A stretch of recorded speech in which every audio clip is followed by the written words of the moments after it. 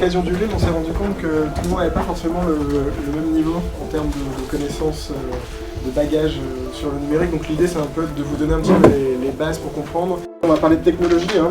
Il y a beaucoup de technologies différentes qui existent pour les...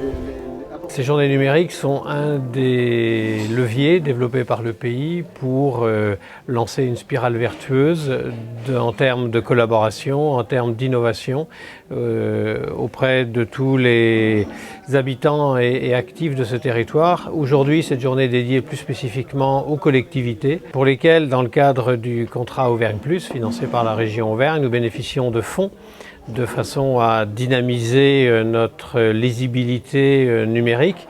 Et ce que l'on souhaite faire, c'est lancer cette spirale vertueuse au sein des collectivités pour faire que non seulement ils appliquent le minimum légal prévu par le Conseil régional, mais qu'ils inventent entre eux, qu'ils échangent d'autres façons de faire, économes en temps, économes en argent et qui améliorent les services. L'idée, c'était vraiment de concilier la stratégie et la tactique, c'est-à-dire de réfléchir sur les évolutions dans les années à venir, mais de façon très concrète, prendre conscience ensemble de ce qui est déjà la vraie richesse de ce territoire, et puis mettre en commun les acteurs qui sont très nombreux et très impliqués. Le but n'est pas que les élus expliquent ce qu'il faut faire, mais véritablement que tous ceux qui vivent le numérique au quotidien aujourd'hui, eh bien, continuent à se l'approprier et que nous, élus, nous soyons à leur côté pour leur faciliter la vie et faire connaître les belles réalisations qui sont celles que l'on retrouve sur le pays de la vallée de l'Ador. En fait, on est ici pour dynamiser le débat, lancer des idées, écouter les initiatives qui sont nombreuses, hein, la Web TV en faisant partie, donner envie de lancer des projets. On réfléchit à un niveau un petit peu supérieur pour travailler dans des directions qui n'ont pas aujourd'hui été approfondies. On pense par exemple à l'économie locale, la promotion du territoire, donc plutôt les aspects touristiques, l'éducation, utiliser les moyens numériques dans l'éducation, la santé, les tiers-lieux, comment faire entrer le pays de la vallée de l'Ador dans cette ère numérique et ses usages, s'appuyer sur les ressources locales. Je dirais que le développement numérique, on va être obligé d'y aller, de gré ou de force. Donc il vaut mieux y aller avec des projets de façon à dynamiser nos territoires économiques, dynamiser notre tourisme. Donc il faut qu'on prenne le virage numérique et il faut qu'on appréhende et qu'on fasse nôtre les nouvelles technologies. La région avait fixé des objectifs. L'idée, c'était que ce soit homogène sur tout le territoire et qu'il ne fasse pas juste les couronnes, par exemple, de Clermont, de Vichy. Le plan du très haut débit en Auvergne.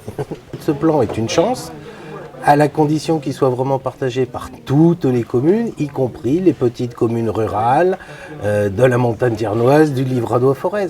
Si on le fait, ça va être super, sinon on va fabriquer une nouvelle fracture numérique.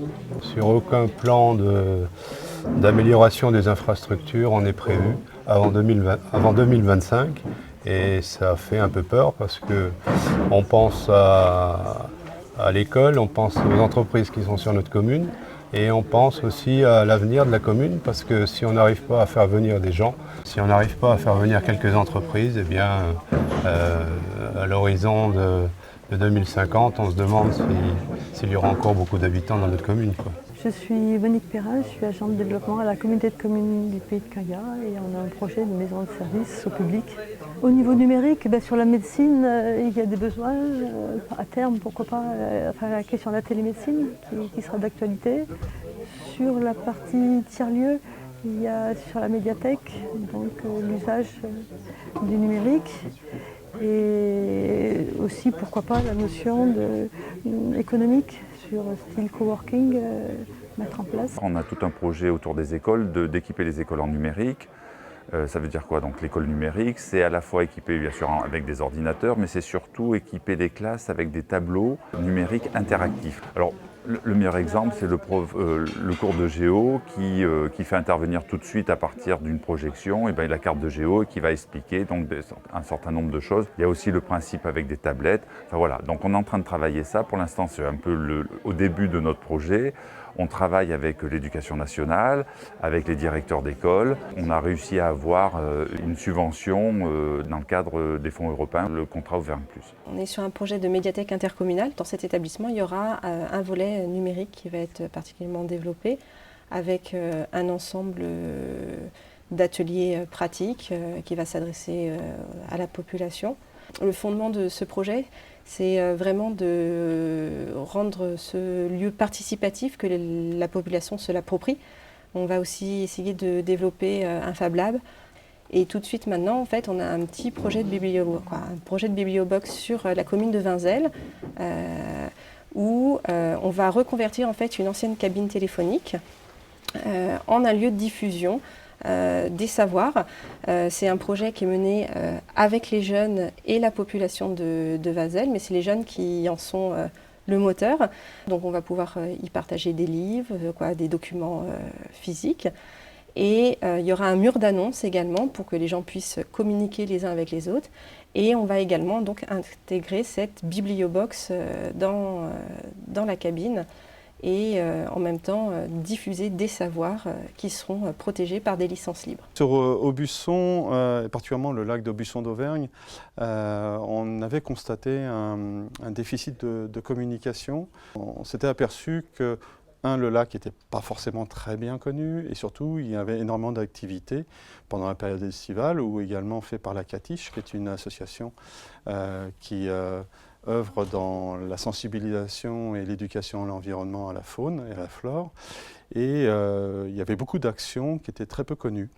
Et pour améliorer cette communication, on s'est appuyé tout bêtement sur une page Facebook, ce qui nous a permis aujourd'hui d'avoir à peu près 600 fans, donc 600 personnes qui sont systématiquement informées de ce qui s'y passe, et par je dirais le jeu des pages, on arrivait à toucher plusieurs milliers de personnes par semaine sur toute l'activité du lac. Oui, en montagne thiernoise, on a un projet phare sur le numérique qui est la Web TV de l'espace jeune. Ce que je peux dire également en termes de numérique, c'est qu'à partir du 1er janvier 2016, la communauté de communes va adhérer à la Maison du tourisme, donc l'office de tourisme intercommunautaire à l'échelle du Lirois-d'Au-Forez. Cette Maison du tourisme a mis en place un site internet qui permet aux hébergeurs de pouvoir louer leur hébergement en ligne. Et de même, cette maison du tourisme va mettre en place des packages, des produits touristiques donc qui seront mis également en ligne sur ce site internet. Voilà. Le projet s'appelle Acheter en livre à Doigt-Forêt. C'est de retrouver en ligne un maximum de produits qui existent localement, plutôt des petits commerces, et que les personnes qui achètent aient des services, c'est-à-dire acheter en ligne, avoir des points retrait à proximité de chez soi, avoir éventuellement une livraison à domicile. Et ils cherchent également à ce qu'il n'y ait pas que les commerçants sur cette plateforme pour créer du flux. C'est-à-dire s'il y a une association qui fait un événement avec une billetterie, qu'on la retrouve aussi sur ce site internet. Que les collectivités aussi s'emparent de cet outil pour vendre des tickets de cinéma, des tickets de piscine, et éventuellement des services, par exemple le périscolaire ou la cantine. Cet outil permet vraiment un usage très large. Pour nous, on voyait plutôt l'idée déjà d'une structure un petit peu sous forme de réseau. Alors on l'a appelé commission numérique, mais après ça peut prendre un autre terme. Donc sous forme de réseau où on réunirait vraiment tous les acteurs du territoire. Donc ça peut être les élus, les agents des communautés de communes, les habitants, voilà, tout type d'acteurs, les entreprises aussi. On organise au sein d'un tiers-lieu, peu importe en fait, d'ailleurs que ça soit dans une médiathèque. Les tiers-lieux, c'est ce qui intéresse personne. Sur les tiers-lieux, effectivement, il y a déjà des espaces qui existent sur le pays de Liergue. Au niveau de la communauté de communes, ils ont un espace où il y a différents ateliers qui sont organisés. C'est des formations, ça peut être à destination des citoyens, des jeunes, des formations pour mieux connaître Internet, l'informatique. Ils ont des demandes beaucoup en pratique d'informatique, donc plutôt peut-être sur des personnes d'un certain âge, voilà, qui veulent vraiment mieux maîtriser l'informatique. Après, ils travaillent, je crois, aussi avec des demandeurs d'emploi. Il y a également un sujet qu'on n'a pas encore évoqué, mais qui concerne la libération des données, donc qui est un vrai enjeu aujourd'hui de société. Et puis, bien sûr, la e-santé, donc tous les projets d'organisation des professionnels de santé, qu'ils soient dans des maisons de santé ou au sein de pôles. C'est comment on facilite finalement leur métier aujourd'hui par le partage d'informations, comment on rend l'activité médicale attractive en milieu rural, parce qu'on sait aujourd'hui que les jeunes ne veulent plus travailler seuls. Et donc comment, à travers la e-santé, on sort finalement de cet isolement.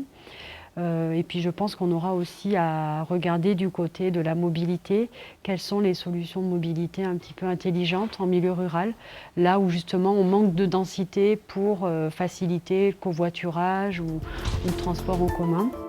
Alors peut-être qu'à terme on parlera de vallée du numérique, mais voilà, je pense que l'avenir nous le dira.